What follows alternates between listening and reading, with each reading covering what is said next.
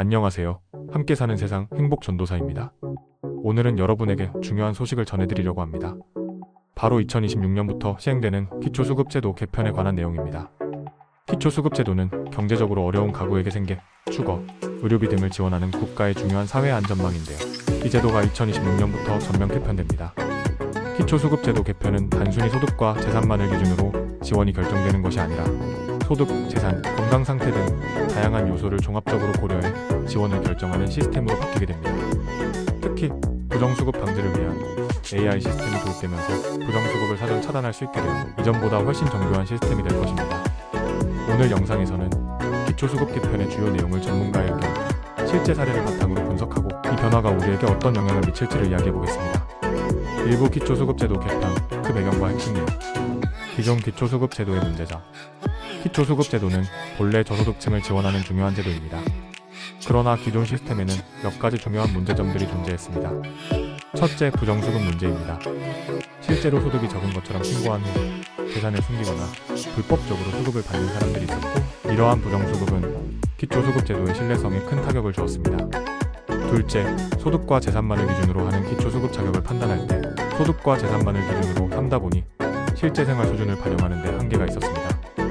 예를 들어 고급 아파트에 거주하지만 그 아파트가 대출금으로 전부 부담되어 있는 경우 소득이 적다고 판단되어 기초수급을 받을 수 있었으나 이는 공정하지 않았습니다. 셋째, 지원이 제대로 이루어지지 않거나 기초수급제도가 제대로 적용되지 않아 진짜 필요한 사람들은 수급을 받지 못하는 경우가 많았습니다.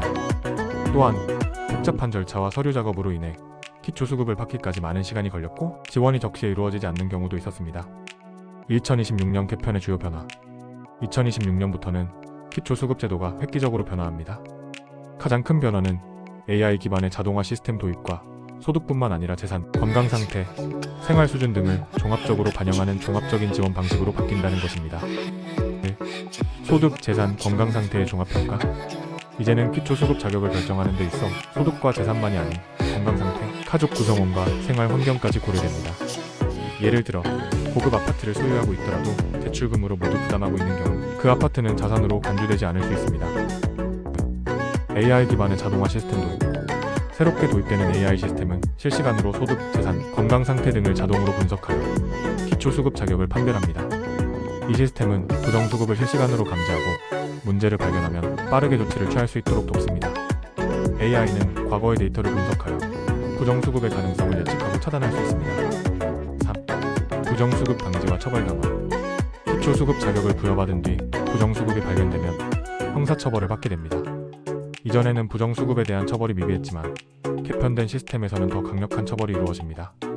징역형이나 벌금 등의 처벌이 가능해져 기초수급의 신뢰성을 높이게 됩니다. 2부 기초수급 개편이 실제로 미칠 영향. 기초수급 제도의 개편이 우리에게 어떤 영향을 미칠지에 대해 전문가의 의견과 실제 사례를 통해 좀 더 구체적으로 살펴보겠습니다. 사례 1. 김정희 씨 부정수급 적발.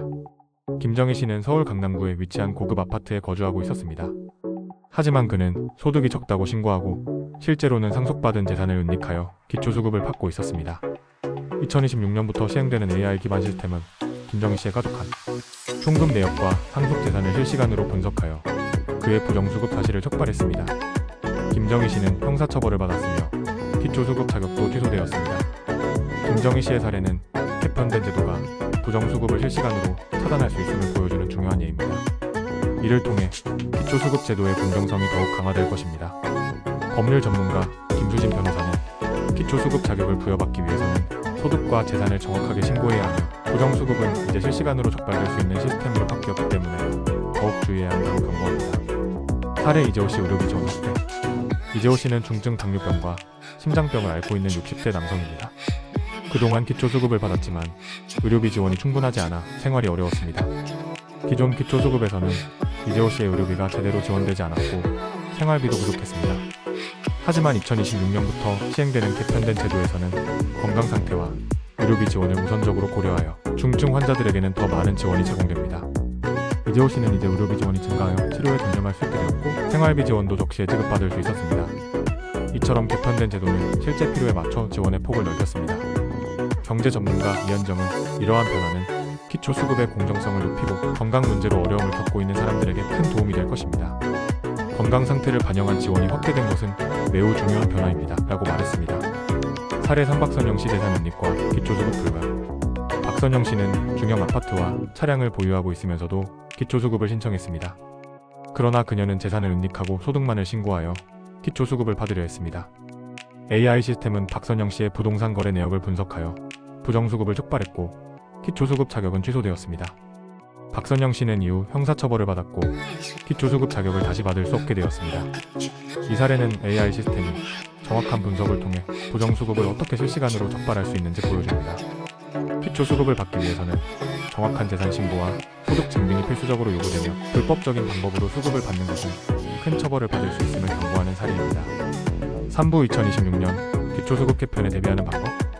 2026년부터 시행되는 기초수급 개편에 대비하려면 각자 자신의 소득, 재산, 건강 상태를 정확히 파악하고 이를 정확하게 신고하는 것이 중요합니다. 특히 부정수급에 대한 처벌이 강화되었기 때문에 허위신고나 재산, 은닉을 시도하는 것은 큰 위험을 초래할 수 있습니다. 소득과 재산에 대한 신고는 정확히 하고 건강 상태와 생활 환경에 대해서도 솔직하게 신고해야 합니다.